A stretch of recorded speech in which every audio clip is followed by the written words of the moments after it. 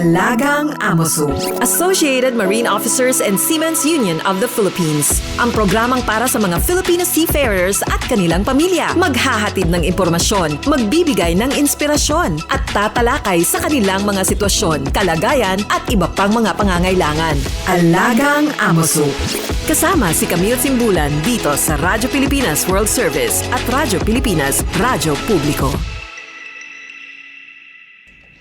Magandang araw, pagbati and welcome to Alagang Amoso, ang serbisyo publiko sa radyong hatid ng Associated Marine Officers and Seamen's Union of the Philippines o Amoso at ng Radyo Pilipinas World Service. Sa programang ito ay pinag-uusapan natin ang iba't ibang mga programs and welfare services ng Amoso para sa mga miyembro at dependents ng ating union.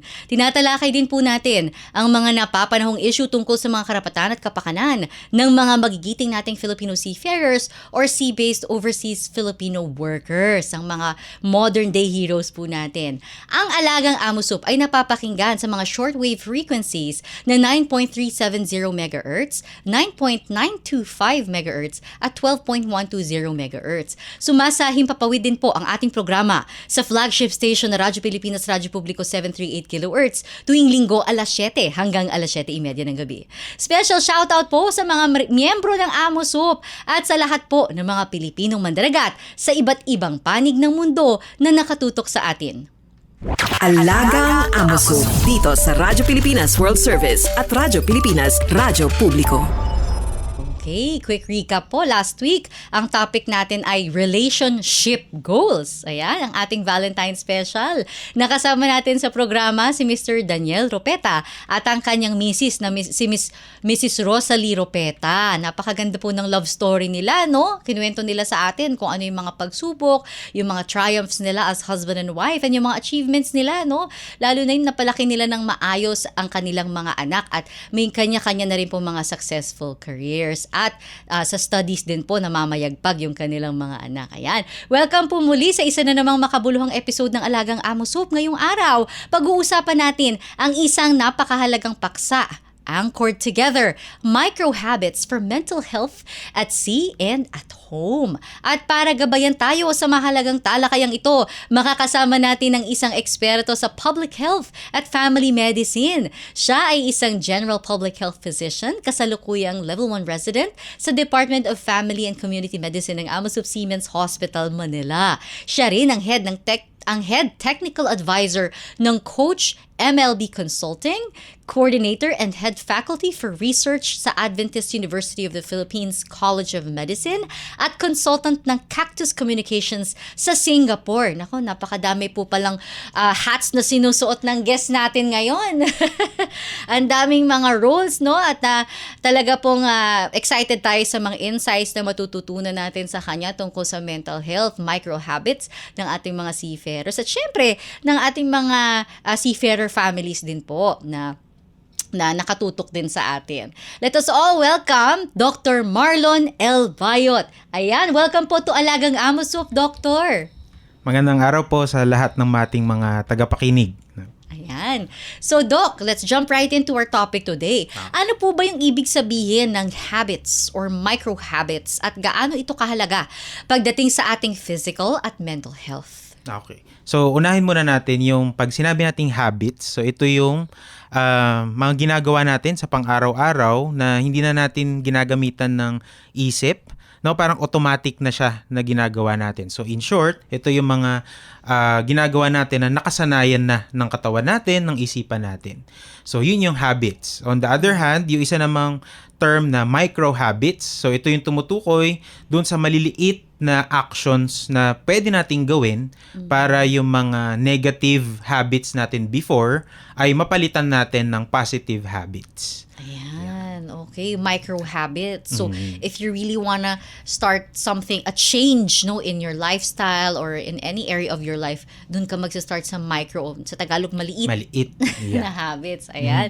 So, katatapos lang, Doc, no, ng celebration natin ng New Year at Chinese New Year at marami ang may New Year's resolutions. Yan. Bakit po madalas hindi tayo nagiging consistent at hindi nagtatagumpay sa mga goals na ito. Lalo na yung mga sinasabi, pag sa New Year magpo-post sa Instagram, okay, balik alindog, ganyan. Pero after mga 2 to 3 months, parang wala na.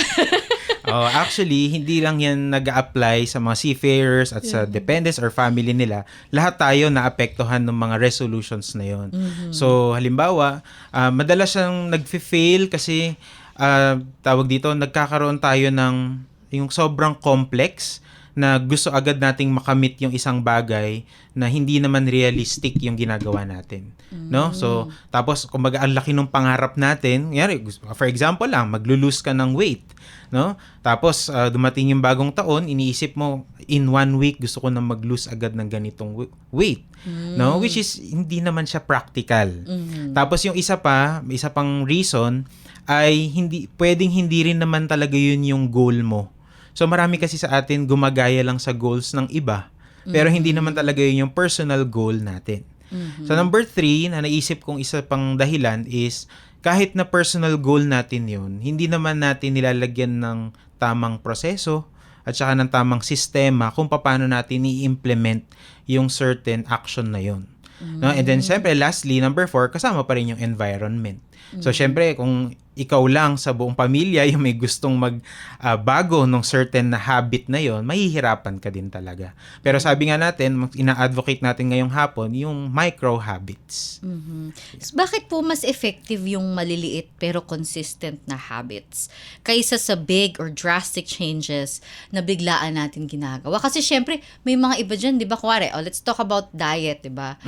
Crash na parang hindi biglang one day magpapapayat na ako, hindi nakakain or biglang mag-OMAD yan, uso yan yung 1 meal a day, may mga ganyan, or biglang mag-intermittent fasting na ako, yung ganyan.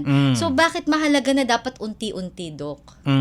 So kailangan din natin kasing maunawaan na yung mga negative habits natin before, no, nagsimula rin yan sa micro habits. So for example, halimbawa bumili ka ng may nakitang ice cream.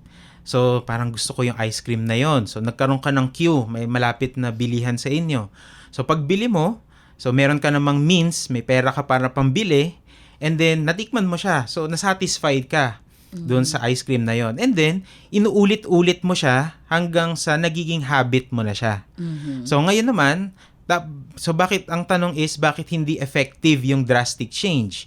Kasi nga, nag-start ka rin as micro habits. So, kung magbibiglain mo din, hindi rin siya magiging effective. So, halimbawa, may tinatawag din tayo na cold turkey, di ba? Yung mga terms na yan, na bigla na gano'n. So, may mga pag-aaral na, although nagiging effective sa ibang mga pasyente, pero sa short-term basis lang.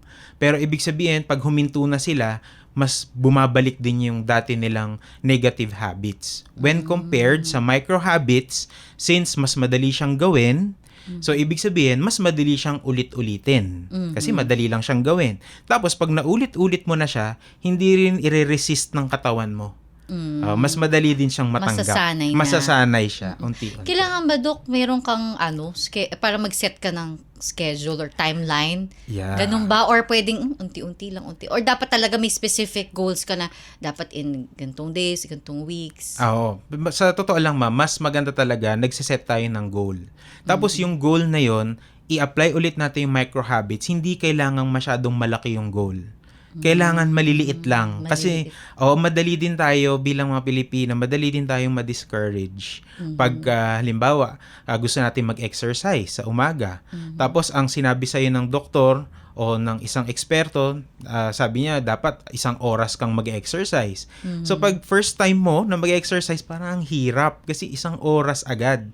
Pero kung gagawin mo siyang micro habits, kahit 5 minutes, Ma'am Camille, pwede, i-goal mo na 5 minutes sa araw na to dapat makapag-exercise ka. Whether brisk walking yan or kung ano mang aerobic exercise, 5 minutes lang. Ayon sa mga certain studies, no, in a small, as short as 2 minutes na pwede mong gawin mo siya. Tapos parang as you go along, parang, tomorrow, 10 minutes naman. Yun, parang gano'n. pwede mo na siyang dagdagan, unti-unti. Magandang tip yan, no? So, Doc, syempre, para sa mga seafarers natin sa barko, iba rin naman yung buhay nila doon. Kasi syempre, months on end, nasa paminsan nasa barko ka, minsan underway. So yung walang regular no na sitwasyon. So paano kaya pwede magsimula ng micro habits when it comes to physical and mental health yung mga seafarers natin on board? Okay. Anong tips mo, Doc? Ang maibabahagi ko sa kanila ngayong araw is meron tayong tinatawag na 4 laws of habit formation. So, kailangan matutunan nila yon para kung anumang positive habit yung gusto nilang magawa, ay magagawa nila ng paunti-unti. So, meron tayong 4 laws. So, yung una, you should make the habit obvious. Make the habit obvious. So, Okay. make it obvious. And then number 2, you make it attractive. Okay. Okay. So, Make it obvious, make it attractive, and then also make it easy. Okay, make it easy. Ayan. And then lastly, make it satisfying. Okay. Yan. So, bigyan natin ng example, yung Sige, Doc. yung 4 na yon. So, halimbawa sa isang seafarer, sabihin na lang natin na pwedeng nasa barko siya, pwede rin naman kakabalik lang niya dito, no? So, tapos hindi niya na-monitor yung BP niya. Sa umaga. Halimbawa, matagal na siyang hindi nakakapag-monitor ng blood pressure, which is ang isang sakit talaga na common sa ating mga seafarers ay alta pressure talaga, mataas na BP. So, unang-una, make it obvious. Pwede, pagising niya sa umaga, yung BP apparatus nakatabi na dun sa table niya. Okay. Para makikita niya na, Oo. teka, magbi-BP pala ako dapat. Yun. So, halimbawa, yun nga, umiinom siya ng juice or ng kape sa umaga or tubig, ilalagay na niya yun doon. Kesa itago niya pa, kasi pag tinago niya yung BP app, hindi na niya maaalala yun. No? Kung nasa barko naman siya, pwede naman na maglagay siya ng note na punta siya doon sa clinic ng barko. To or remind diba? himself. Constantly remind himself. Para pupunta siya doon, magpapakuha siya ng BP. Tapos yung number 2, your second law is make it attractive. So yung attractive naman, usually, ginagawa natin yan pag nagsasabi tayo ng mga positive messages sa sarili natin. So halimbawa, na yung isang seafarer na nasa barko, iniisip niya na pag nagpa-check ako ng BP, mamomonitor ko yung kalusugan ko. Pag malusog ako, matutulungan ko yung asawa ko na nasa Pilipinas at maitataguig ko yung mga anak ko. So, something na magpapaboost para mag-push ka talaga na mag-check ng Para BP. ma-motivate. Ma-motivate ka talaga. Okay. Yun. So, make it obvious, make it attractive. And then, make it easy. Make yung it number easy. 3. So, ang isang halimbawa naman doon, so, kung meron kang BP apparatus, bilhin mo na yung digital sana, kung kaya mo naman. Para pwede mong isuot kahit ikaw lang mag-isa. Kasi kung manual yon, di ba, kailangan mo pa ng kasama, ganyan. Pero kung nasa barko ka naman, so, patulong ka sa mga kasamahan mo. So, kailangan yung gagawin mong habit, mas madali lang para Accessible. sa'yo. Accessible sa'yo, available sa'yo. Oo. Ayun. Okay, so yung fourth, And so then make fourth, it obvious, make it attractive, make it easy, And make it satisfying. make it satisfying. Paano siya nagiging satisfying? For example, sa pagkuha ng BP, kailangan ire-record nila yon sa notebook or sa isang parang diary nila or notebook. Para Kasi ang usual na pag-monitor natin ng BP, isang beses sa umaga pagkagising, tapos sa gabi bago matulog. So, isusulat nila, jot down nila yung nakukuha nila from time to time and then daily, tapos nakikita nila yung progress. So nakikita nila, ay, namimit ko yung BP. Sabi ni Doc, dapat ang BP ko ganito lang. So pag nakikita niyang namomonitor niya, nasasatisfy siya at tama pala yung ginagawa ko. Ayun. Kaya yung iba rin, Doc, no? Yung may mga transformation or like mga progress. Oo. di ba? Yan. Parang day 1, day 2. Ganon. Tapos pag pumunta, kunyari nakababa na sila ngayon ng sampa nila, so pumunta sila sa Siemens Hospital, halimbawa. Tapos, Doc, ito na yung record ng BP ko. So, mas matutuwa yung doctor kasi na-assess niya na, kaya mo nang i-monitor yung sarili mo. Saka may sense of fulfillment. Yun. Yun yung mahalaga. Yeah, yes. Ayan. Tama yan, ma'am. So, same din, no? Sa mga pamilya naman nila. Oo. Sa pamilya naman, magbigay lang din ako ng isang example. Halimbawa, yung asawang babae, no? Common din na merong condition na diabetes, no? Although sa lahat naman talaga common din 'yon. Tapos minsan din merong mga anxiety or laging nag-aalala. Yan. Kasi 'di ba yung mga Doc. asawa nila, Doc, yung asawa ko hindi ko alam kung ano na nangyari, ganyan. Hindi makapag-communicate, ganyan. So, pwede naman nilang gawin is unang-una sa umaga, no, yung pag-check din naman ng blood sugar nila. So, minsan kasi, or depende rin sa pasyente, no, pinapacheck natin yung blood sugar bago kumain. So, sa breakfast, kung mag-prepare ng food sa kitchen, yung glucometer, ilalagay na nila dun para makikita rin nila na dapat magme-measure sila. Make it It obvious. obvious pa rin. Make it Oo. obvious. Tapos yung meron din tayong nire-request or pino-provide na sinasuggest na gumamit sila ng journaling. Oo, kasi kung lalo na kung may anxiety sila, no, pwede lang isulat kung ano yung mga iniisip nilang mga negative thoughts. Tapos at the end, itong mga negative na to ay susulatan din nila or gagawan nila ng positive na parang positive na action or ano yung positive message nila to address those negative na naiisip nila. And then tapos, halimbawa sa isang patient nga no na may diabetes, kailangan may exercise din sila. So ang nire-recommend na exercise, sabi natin kahit na 30 minutes per day. Pero sa totoo lang, Ma'am Camille, yung 30 minutes per day na yon, pwedeng hati-hatiin yun. Pwedeng 10 minutes sa umaga, 10 minutes sa tanghali, pwedeng 10 minutes sa gabi. So kung micro habits nga, mag-start sila kahit 5 minutes, okay lang. Tapos habang nag-exercise, karamihan ng mga natin ng Zumba or Yan. nanonood ng online, di ba? Oo nga. Sa mga YouTube, ganyan, mga social media, pwedeng habang nag-exercise sila, nagpe-play din sila minsan ng kanilang yung mga sounds na mga music na nagpapakalma. Aha. Yan, pwede Tsaka yun. pwedeng i-incorporate din yung workout or exercise, Dok, sa mga mga tasks, mga, 'di ba, mga errands. Kuwari, punta ka sa maglakad ka na lang, 'di ba? Exercise na rin 'yun. Oo, instead na sasakay ka, ilakad mo na lang. Oo, yung mga ganon. Mm. Tsaka, Dok, parang applicable din siya sa not just sa physical health, sa mental health, pero sa financial health. Like for example, 'di ba, yung micro habit, how can I save up? Lalo na ngayon, 'di ba? New Year, so nung Chinese New Year, most of the topics, how can you build your wealth, 'di ba? Paano ganyan. So, 'di ba ganun din yun, Doc, yung paunti-unti maghulog ka sa savings. Totoo 'yan, Ma'am Camille. Kasi sabi nga nila, no, hindi nabubuo yung 1,000 nang walang piso. Correct. So, yun, yung piso-piso, paunti-unti, hindi mo mamalayan, malaki na yun. So, same principle actually. Doon sa tinatawag nating micro habits. Micro habit. Ano yung 4 laws of micro habits, diba? Make it obvious. Take note nyo, sa mga listeners natin.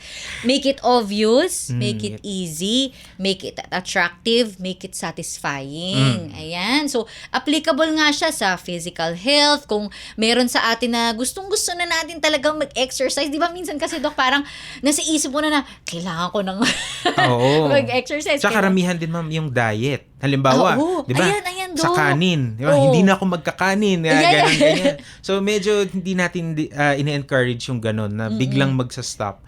So, kasi nga, ang dating is mataas yung cases ng relapse. So, babalik at babalik sila. Kasi nagkakaroon sila ng withdrawal syndrome doon sa part na yun. So, ang gawin natin, meron akong mga patients, halimbawa, Dok, sa umaga nakaka-6 na pandesal ako. Na 6, di masarap naman daw. Hindi ko naman din ma-resist, masarap nga talaga. Pero sabi ko, sir, hindi ka naman pwedeng natanggalin natin agad lahat ng pandesal. Kung yung nakasanayan niya Oo, kung 6 yun, sige, pwede bang bawasan mo ng 1 or ng 2? Yun. So, kung sa kanin naman, kunyari 2 cups, yung isang dependent natin, pinapatanggal ko lang minsan ng half cup lang. So, ang kakainin niya, pwede pa rin siya kumain ng rice hanggang 1.5 cup. Kasi in a day, kung half sa umaga, half sa tanghali, half sa gabi, actually malaki na yun 1.5 cup na yung natanggal niya. Pero hindi niya namamalayan. Oo nga, Dok. Ang hirap din kasi syempre, tayo sa kultura natin yung shortcut, 'di ba? Yan ang hilig ng mga meron pa nga mga nauuso ngayon. Ayoko lang magbanggit ng brands, no? Yung mga sumisikat sa social media na sa itong celebrity na to nagturok nung mga nag-endorse ganyan. na Di ba, mga ganon, di ba? Tapos try nila, pumayat daw si ganyan, nag-lose daw ng weight bigla within a few days or something, di ba? Mabuti na banggit mo yan, Ma'am Camille, kasi kailangan din, marami din tayong patients sa Siemens Hospital na encounter ko, no? Nagtatanong sa akin, Dok, pwede ba to? Iniinom ko to, ganito, ganyan. Tapos pag-check namin, wala palang approval ng FDA. So, medyo hindi Marami natin... yung, Dok, yung mga yung iba tinuturok, yung iba mga Iniinom, tea, diet, oo. slimming tea, slimming coffee, slimming pills, yung mga ganyan. Syempre, pag New Year, yung mga tao, kailangan balik alindog, do. So, parang shortcut. Oo. Hindi maganda yung shortcut, Doc, no? Hindi siya talaga So, maganda. mas dapat micro habits tayo. Yan, mga listeners. Yan. Napakarami natin natututunan kay Doc, no? So, nakapagbigay tayo ng example, yung mga pwedeng simulan na micro habits para sa mga seafarers, sa mga wives, na naiiwan, no, dito sa bansa. Pero, syempre, Doc, meron din yung mga anak, di ba? Usually, nung nag-event kami 2 weeks ago, so, ang topic, kasi ang guest namin, Valentine's, mga seafarer spouses. So, sa open forum, na-bring up yung mga challenges nila sa parenting, sa pagpapalaki ng mga anak. Nasabi nila yung iba, masyadong ma-addict sa social media, screen time, ganyan. So, it's a challenge for them kung paano, na i-encourage yung mga bata na mag-focus sa physical activity, sa sports. Yung ganun ba, Doc? Paano ba yung sa mga bata? Syempre, kasi hindi mo naman sila pwede pangaralan, no? For the 4 laws of micro habits. O, di ba? Lalo na yung mga bata na mahilig mag-screen time, na nagwawala pag tinanggal mo yung iPad or anything. So, paano yun, Doc? Anong advice mo sa mga seafarer spouses or mga parents na may ganyang challenges sa mga anak nila? So, yung mismong abrupt na pag-change ng certain habits ng mga anak, medyo mahihirapan din tayo. Kasi nga, kung i-apply din natin yung micro habits, nasanay kasi sila na pinapayagan na ma-expose sa ganong, halimbawa sa gadgets, sa social media, ng ganong katagal. So, initially, doon sa mga maliliit pa lang yung mga anak, no, ang advice ko, sanayin nyo na yung mga anak ninyo na limited lang yung screen time. Yun. Tapos, i-encourage din yung social connection sa family, no? Lalo na minsan pag uuwi yung seafarer, mga tatay, pag uwi sa kanilang bahay, parang hindi close yung anak, hindi nakakausap. Lang. So dapat, nagiging family dynamics kasi. So, nagiging role din ng parents na ayusin kung papaano yung communication ng anak sa kanila, sa magulang. So, mas maganda rin, para sa mga magulang na i-open nila yung sarili nila para makapag-communicate yung mga anak nila sa kanila. No, pagka may mga problems, i-encourage po yung mga anak ninyo na magsabi sa inyo, no, kahit anong klaseng problema, mas maganda sinasabi sa parents. Kasi once na naramdaman ng anak na parang binablock ako ng nanay ko o ng tatay ko, hindi na sila magsasabi. Pag hindi sila nag-open, ang pag-o-openan nila yung mga kaibigan nila, which is hindi tayo sure kung positive ba yung influence sa kanila. Yun nga, tsaka ngayon, di ba, meron nga yung mga online na sa chat GPT, nagko-consult yung mga bata pag may problema. Which is delikado yun. Oo nga. So parang ano pa rin, Doc, micro habits pa rin sa parents naman manggagaling yung initiative na small talk. Diba? Parang kunin ulit nila yung trust ng anak nila kung medyo napalayo naman. Tapos pag nagbabakasyon naman yung kanilang parents, sulitin talaga yung family time. So, napaka-importante rin. Ma-advise mo ba, Dok, yung kunyari family rule na pag magkakasama tayo, no screen time? Well, actually kasi dati, Filipino culture yan, pagkakain, di ba dapat pagkakain tayo sabay-sabay, walang hawak ng cellphone, kwentuhan lang. Tapos yun, kultura talaga natin yun bilang Pilipino. Pero nung dumating kasi yung technology, di ba nagkanya-kanya na pwedeng magkakasabay pa rin tayo sa table pero iba-iba na tayo ng tiniting ng gadgets. No, may cellphone, meron naman tablet or iPad. So, yun, pwede naman gawin yun na rule sa bahay. Although syempre, pag sinasabi ko to, kanya-kanyang rule kasi bawat family So, titingnan kung ano yung magiging best na option para dun sa family na yun. Ito naman, Dok, kasi may mga nababasa rin ako minsan na parang iba rin daw kasi talaga yung effect sa brain ng mga bata ng exposure sa gadgets. Na it really changes, I don't know, yung neurons or whatever ng mga ng brains ng mga bata. So, pag nag-introduce ba ng micro habits, pwede pa bang mabalik yung dati? Kasi parang sabi nila, mga kids these days are overstimulated because of their exposure to ganyan, may mga studies na they're overstimulated. That's why they parang get frustrated more easily. They're more impatient, ganyan. Yan nga, madali magalit, nagwawala, di ba? Yung mga ganong Yes. So, through micro habits, pwede pa bang reverse yung gano'n. Tama ba? Reverse? Or ma-change? Wala namang impossible, no? Pero ang sinasabi ko dito, hindi natin din may expect na yung major shift agad pagka ginawa natin yung micro habits. Pero kung sasanayin din natin yung mga anak natin dun sa tamang way kung paano talaga nila dapat ma-develop yung paggamit ng gadgets, ano naman yon, magiging maganda rin yung pag-develop ng panibagong positive habit nila through time.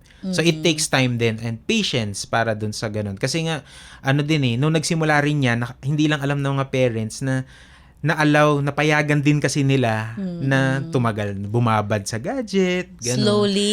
Slowly, Tapos kahit naman actually yung mga parents, nito lang din kasing era na to na naging active sa gadgets lahat. Yes. Although lahat naman ng Pilipino yata ay may cellphone, 'di ba?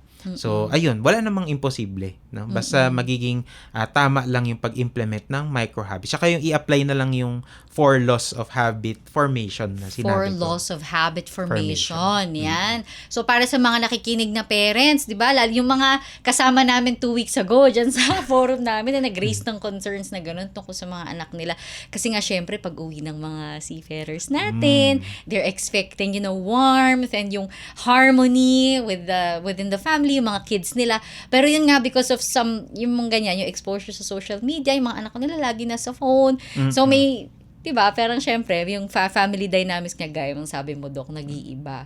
Na imbes na yung culturally tayo, pag Pilipino, pag magkakasama pamilya, tara, lumabas tayo, pumunta tayo sa park, pumunta tayo sa ganyan. Ngayon yung mga bata nga, very busy sa kanilang mga social media lives. Pero pwede pa naman yan, gaya nga ng sabi mo, Doc, no? Through micro habits the 4 laws of habit formation. Yan. May sinulat ka bang book yan? Actually, galing yan sa author na si James Clear. James Clear.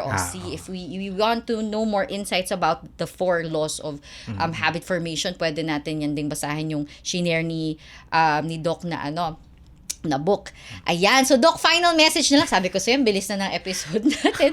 Pero di ba, ang dami mo ng wisdom na i-share sa amin at maraming salamat, Doc. Pero huling, ano po yung final message nyo sa mga listeners natin ngayon, Doc? Okay. Seafarer families. Okay. So, ang final message ko sa inyo ngayong araw is, unang-una, hindi kailangan na magbago in a snap or in a day, no?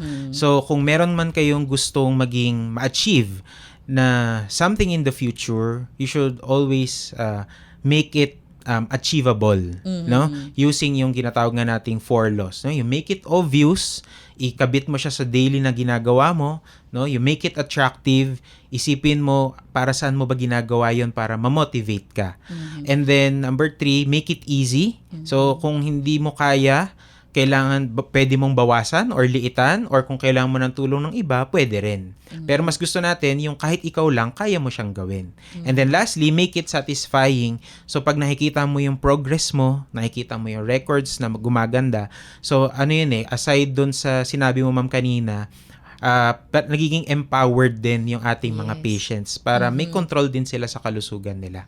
Tapos, ganun din, no? Kapareho din naman sa mga kapamilya na nasa bahay at saka ganun din sa mga anak, no? So, pag pareho, both sides, nagkaroon ng magandang habit formation using micro habits, para siyang nagiging angkla or anchor. Kaya nga doon ko binis yung title ng topic natin ngayon. So para nagiging anchor na kung saan man rin, fix ka pa din kasi naka-fix ka na doon sa positive habit. Yeah. So talagang baby steps, no? Baby steps talaga. No shortcuts. Tsaka progress, hindi perfection. Yan, ganda no. Not progress, not perfection. And consistency, not, consistency and not intensity. Yan. Consistency and not intensity. Kasi di ba after tayo doon sa biglaan agad, ganyan. Consistency. Consistent. Yung mga buzzwords, mga keywords na shinare sa atin ni Doc ngayon. Consistency, patience. Hindi ba? Ayan. So yun lamang po. So, maraming salamat po, Doc, sa inyong insightful na diskusyon with us ngayon. Ayan. So, para po sa mga gustong ng more information tungkol sa mga service units ng AMOSUP, sa mga programa po ng AMOSUP, nandiyan po sa inyong screens ang contact information, AMOSUP Contact Center o ACC. Mabanggit ko lamang po, no, ang flagship service unit po ng AMOSUP ang Family Medical and Dental Plan, FMDP, at doon po natin nakaugnayan ang ating napakagaling, napakahusay at napaka-insightful na speaker ngayong araw. Maraming salamat po. Ayan, nasa inyong screens po ang telephone, mobile number, Globe at Smart. At nandyan din po ang impormasyon ng ating AMOSUP Official Facebook page and AMOSUP Official Facebook group. Ang mga episodes po natin dito sa Alagang AMOSUP ay ina-upload sa AMOSUP Official YouTube channel. And of course, for more detailed information about our union, service units, programs, and welfare benefits, punta lamang po kayo sa www.amosup.org. Muli, maraming salamat po sa inyong pagsubaybay. Salamat sa mga kasama natin sa Radyo Pilipinas, si Ms. Susan Aison, Milo Jonela, Jay Arevalo, Hero Lucero, Erwin Peñano, Jerome Toledo, Justin Osayas, at ang ka-AMOSUP natin na si Lara San Juan. Dr. Marlon Bayot, maraming salamat po sa inyong oras, sa mga kaalaman, at sa mga health tips na ibinahagi. Holistic tips nga po eh. Health, physical, mental, at financial health din, social health din, na ibinahagi nyo sa amin ngayong araw. At para naman po sa ating mga tagapakinig, sa mga tumatangkilik sa ating programa, lalo na sa ating mga seafarers at kanilang mga pamilya, tandaan po natin, start small, stay consistent. Ayan. At ano po yung mga kaninang quotable quotes nyo, Doc? Consistency, not intensity. Ayan. Tapos yung sa progress, not perfection. Ayan, lagi nating isa-isip at isa-puso yan ang mga words of wisdom ni Dr. Bayot, ayan, na sinare sa atin ngayong araw na ito. Dahil sa dulo ng bawat paglalayag, ang pinakamahalaga ay makauwi tayong malusog sa pangangatawan, sa isipan at sa puso para sa ating mga sarili at sa ating mga mahal sa buhay. Pagbati rin po muli sa lahat ng miyembro na at dependents ng AMOSUP na siyang inspirasyon po ng lahat ng mga programa at serbisyo ng ating union. Atin din pong subaybayan ang programang Alagang AMOSUP sa Radyo Pilipinas World Service at Radyo Pilipinas Radyo Publiko 738 kHz tuwing linggo alas 7 hanggang alas 7:30 ng gabi. Ako po si Camille Simbulan at ito po ang Alagang AMOSUP. All aboard sa talakayan. Palalimin pa ang inyong kaalaman. Alagang AMOSUP dito sa Radyo Pilipinas World Service at Radyo Pilipinas Radyo Publiko.